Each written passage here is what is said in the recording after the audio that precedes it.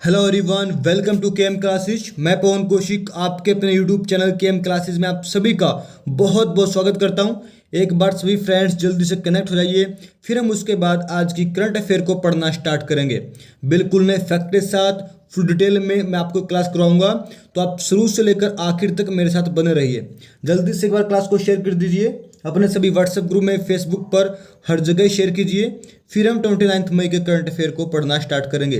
PDF file आपको दोस्तों daily मिलती है, तो पीडीएफ फाइल आपको कहाँ मिलेगी? यदि आप पहली बार जुड़े हो तो बता दूं मैं आपको मेरे टेलीग्राम चैनल को ज्वाइन करना पड़ेगा, और टेलीग्राम चैनल का लिंक आपको नीचे डिस्क्रिप्शन बॉक्स में मिल जाएगा, वहाँ पर आपको पीडीएफ फाइल मिल जाएगी।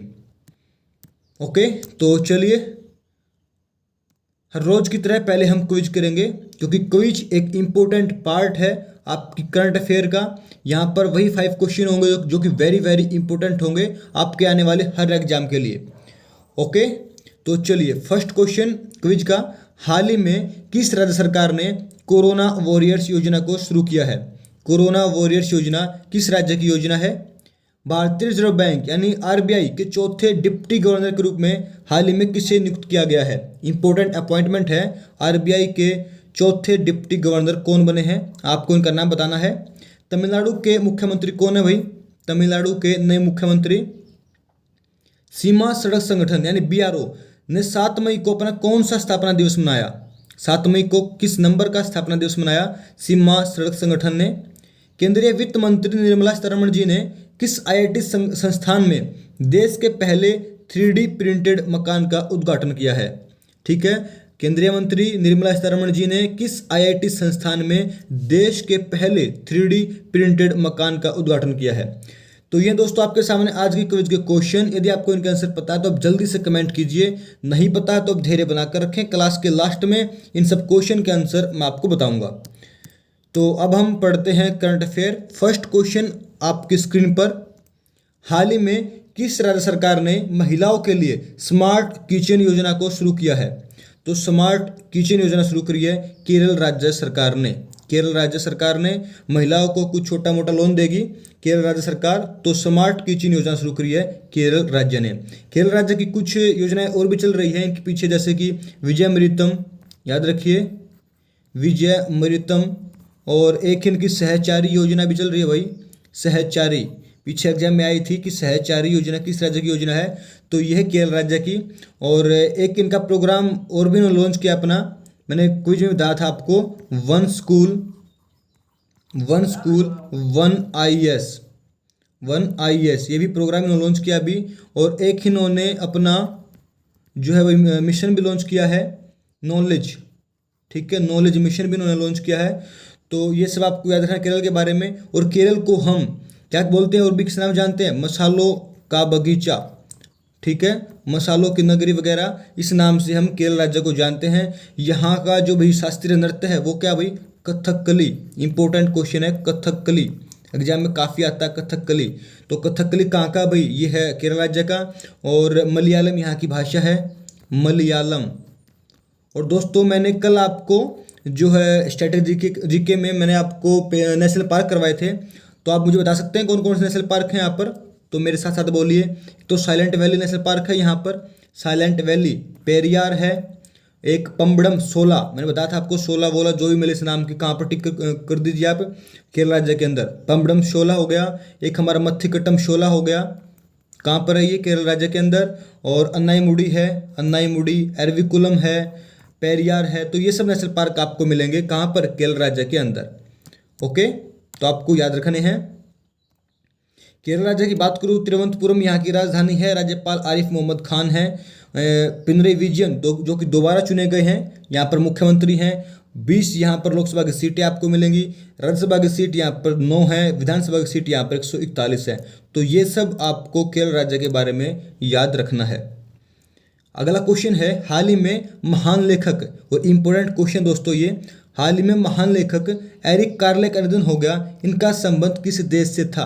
पहला क्वेश्चन तो ये बनेगा कि भाई एरिक कार्ले का निधन हो गया, इनका संबंध किससे था? लेखक थे ये, या क्या थे ये? पेंटर थे, तो क्या थे ये? तो ये लेखक थे, आपको याद रखना, महान लेखक थे ये।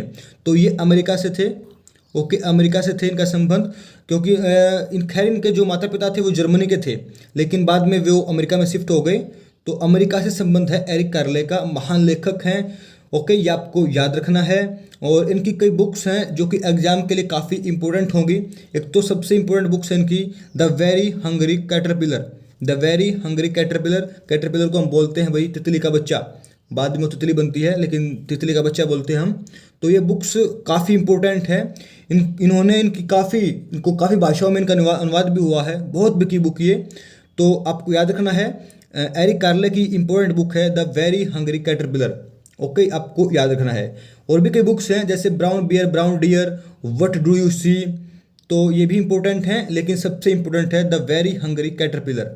ओके, तो ये थे अमेरिका से, आपको याद रखना है। चलिए अगले क्वेश्चन की तरफ हम बढ़ते हैं। निम्नलिखित में से किस देश में भारत का पहला वाणिज्य दूतावास खोला जाएगा? तो भारत का पहला वाणिज्य दूतावास खोला जाएगा मालदीव के अंदर। ऑप्शन सी यहाँ पर सही हो जाएगा। मालदीव के अंदर एक शहर है अड्डू करके, ठीक है, अड्डू नाम का शहर है, वहाँ पर भारत का पहला वाणिज्य दूतावास खोला जाएगा। मालदीव की मैं बात करूँ तो मालदीव आप यहाँ पर देख पा रहे हो, यहाँ मालदीव। ओके, राजधानी इसकी माले है। करेंसी यानी मुद्रा जो चलती है यहाँ पर मालदीव रुपया। और जो संसद का नाम है वो मजलिस या काफ़ी इंपॉर्टेंट है, आपको याद रखना है। एग्जाम में कई बार आपको देखने को मिलेगा। मालदीव की संसद का नाम मजलिस है। इब्राहिम मोहम्मद सोलह यहाँ के राष्ट्रपति हैं। और एक युद्धाभ्यास हम दोस्तों इनके साथ करते हैं, मालाबार युद्धाभ्यास भी हम करते हैं, किससे? मालदीव से। ओके, अगला क्वेश्चन, हाल ही में अंतर्राष्ट्रीय नारकोटिक्स नियंत्रण बोर्ड के अध्यक्ष के रूप में भारत की पहली महिला को किसे चुना गया है? भारत की पहली महिला कौन है?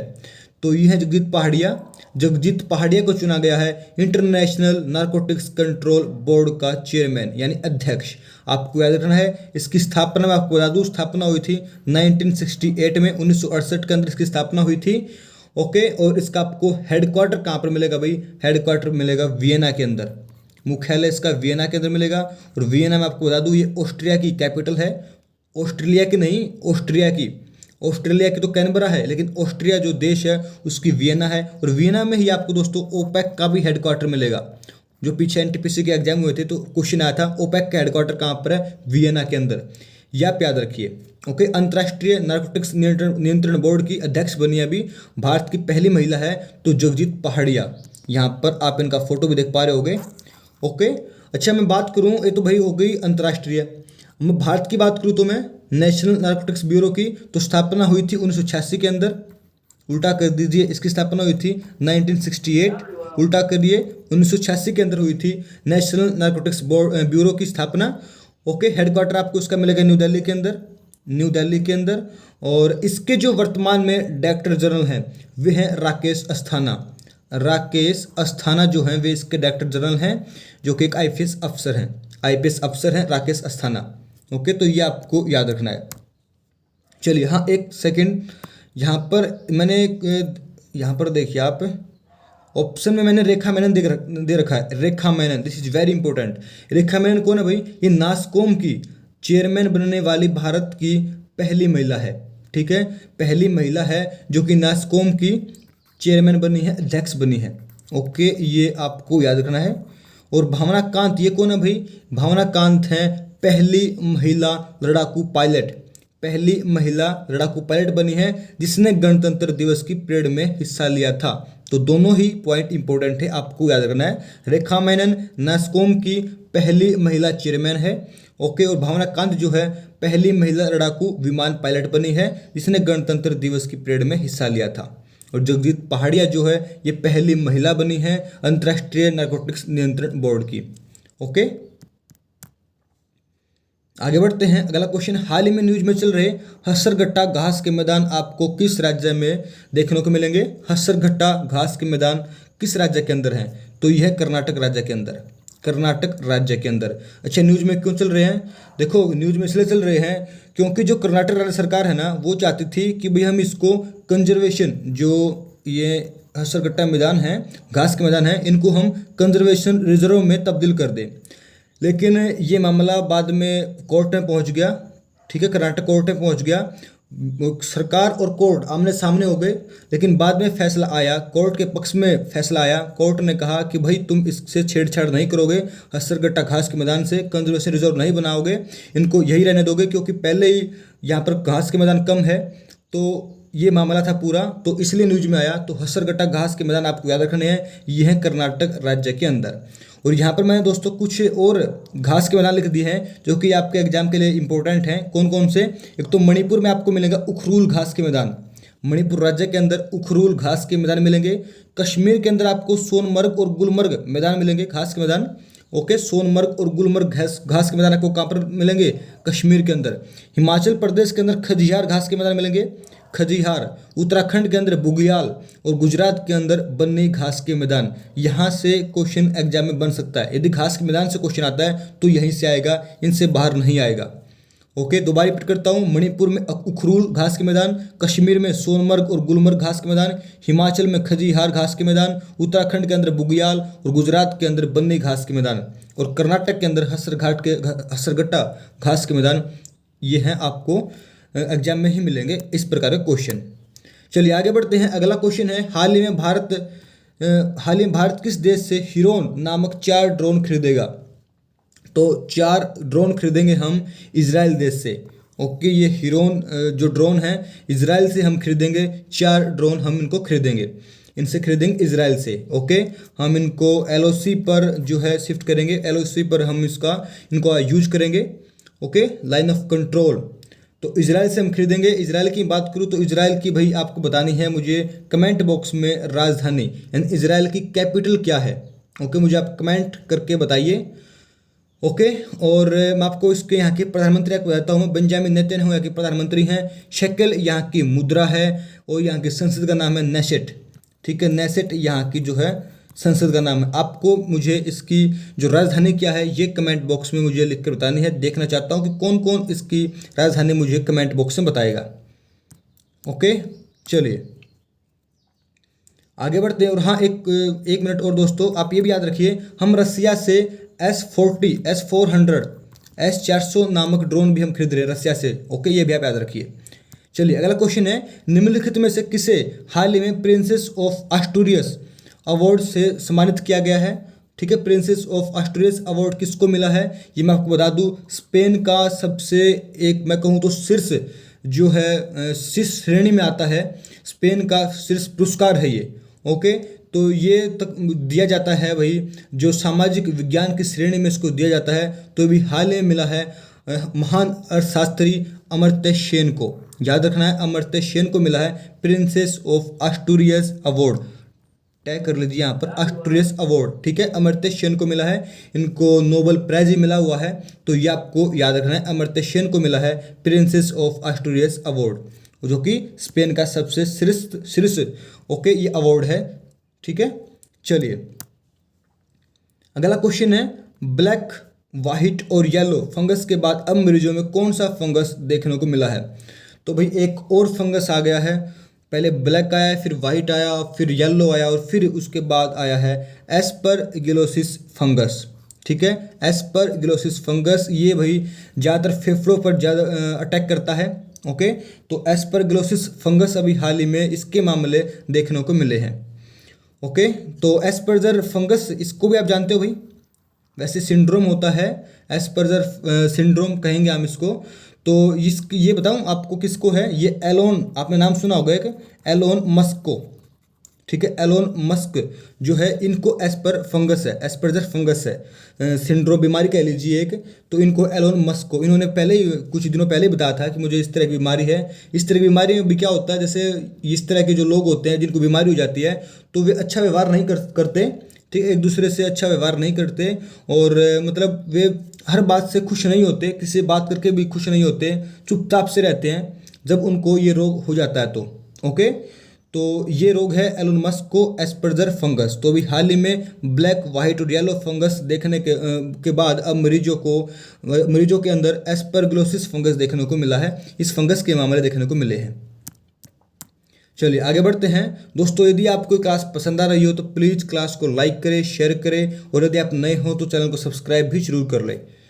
और यदि आपने अभी तक नेशनल पार्क वाली वीडियो नहीं देखी, क्लास नहीं देखी है, तो आप उसको भी देखिए, वहाँ से भी आपके 2-3 नंबर पक्के हो जाएंगे।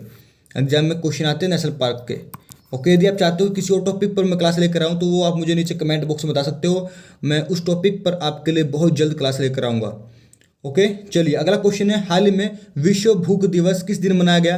तो ये मनाया गया भाई, कल मनाया गया 28 मई को विश्व भूख दिवस, वर्ल्ड हंगर डे। ओके, तो ये आप याद रखिए, विश्व भूख दिवस 28 मई को मनाया गया, या आप बाद में पढ़ सकते हैं। चलिए अब हम दोस्तों आज की क्विज करते हैं, क्विज के आंसर करते हैं। फर्स्ट क्वेश्चन, हाल ही में किस राज्य ने कोरोना वॉरियर्स योजना शुरू करी है? तो ये शुरू करी है मध्य प्रदेश राज्य सरकार ने, मध्य प्रदेश ने। इनकी 2-3 योजनाएं और भी याद रखिए एग्जाम के पॉइंट ऑफ व्यू से। एक तो इनकी योजना जन कल्याण संबल योजना, जन कल्याण संबल योजना, और एक योजना इनकी और आप याद रखिए निःशुल्क आहार स्वास्थ्य योजना। ओके, निःशुल्क आहार स्वास्थ्य योजना, यह भी किसकी योजना है? मध्य प्रदेश की। तो कोरोना वॉरियर्स योजना है मध्य प्रदेश की। भारतीय रिजर्व बैंक के चौथे डिप्टी गवर्नर बने हैं भाई, कौन? T Ravishankar. Okay, T Ravishankar बने हैं भारत के, जो भारतीय रिजर्व बैंक है आरबीआई है, उसके चौथे डिप्टी गवर्नर। तमिलनाडु के नए मुख्यमंत्री बने हैं भाई, कौन? Stalin, M K Stalin. Okay, M K Stalin. अच्छा, आपको पता है एम के की फुल फॉर्म क्या है भाई? पूरा नाम क्या है इनका? पूरा नाम है मुथुवेल। मुथुवेल, एम से बन गया मुथुवेल, और के से बन गया Karunanidhi, Karunanidhi. Okay, Muthuvel Karunanidhi Stalin, M K Stalin पूरा नाम है इनका, तमिलनाडु के मुख्यमंत्री का। अगला क्वेश्चन है, सीमा सड़क संगठन ने 7 मई को अपना कौन सा स्थापना दिवस मनाया भाई? बीआरओ ने। तो बीआरओ ने अपना 61वां स्थापना दिवस मनाया, 61वें नंबर का 7 मई को। केंद्रीय वित्त मंत्री निर्मला सीतारमण जी ने किस आईआईटी संस्थान में देश के पहले 3D प्रिंटेड मकान का उद्घाटन किया भाई? ये क्या इन्होंने? आईआईटी मद्रास में। ठीक है, आईआईटी मद्रास में। तो ये दोस्तों आपके सामने आज की क्विज के आंसर्स, आज की करंट अफेयर की क्लास। यदि आपको ये क्लास पसंद आई हो तो दोबारा बोलता हूँ, लाइक कीजिए, चैनल को सब्सक्राइब कीजिए और कमेंट जरूर कीजिए। दोस्तों आप इन क्विज के आंसर को कमेंट करके मुझे जरूर बताया करो। जितनी आप कमेंट करोगे ना, अच्छा एक बात और बताऊँ मैं आपको, मुझे लाइक चल जाएंगे मेरे लिए, लेकिन कमेंट नहीं, मुझे कमेंट चाहिए। कमेंट मुझे ज़्यादा पसंद है। ओके, क्योंकि जब आप कमेंट करोगे तो वो क्वेश्चन आपके दिमाग में बिल्कुल फिट हो जाएगा, माइंड में बिल्कुल सेट हो जाएगा, उसको आप नहीं भूलोगे। तो आप चाहते हो कि यदि आपको करंट अफेयर में आप अच्छे हो जाओ तो आप कमेंट जरूर कीजिए। जितने भी क्वेश्चन आपको करवाता हूँ क्विज के अंदर, वेरी वेरी इंपॉर्टेंट है, मैं कई बार बोल चुका हूँ, इनको आप रट लिया करो, कमेंट जरूर किया करो इनके आंसर। नहीं पता तो बाद में कमेंट कर दिया करो, लेकिन किसी न किसी क्वेश्चन को आप कमेंट किया करो। ओके, तो चलिए दोस्तों आज की क्लास में बस इतना ही, मिलते हैं नेक्स्ट वीडियो में। Thanks for watching KM classes.